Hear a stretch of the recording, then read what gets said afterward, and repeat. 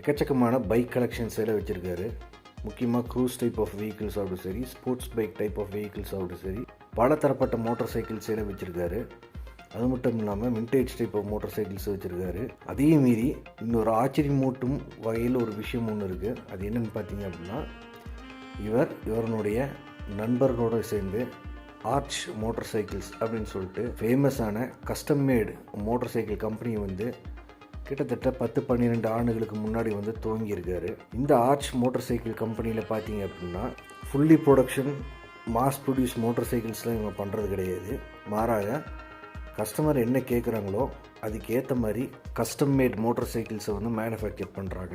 அதுலேயும் குறிப்பாக பார்த்தீங்கன்னா இந்த கம்பெனி எப்படி துவங்குச்சு அப்படின்னா 2007ஆம் வருடம் கியானு ரீவ்ஸ் அவருடைய ஃபேவரட்டான ஒரு ஹார்லி டேவிட்சன் க்ரூஸ் வெஹிக்கிளை எடுத்து வந்து கார்ட் ஹோலிங்கர் அப்படின்னு சொல்லக்கூடிய ஒரு நபரிடம் இந்த மோட்டார் சைக்கிளை கொடுத்து மாடிஃபை பண்ண சொல்கிறாரு. ஒரு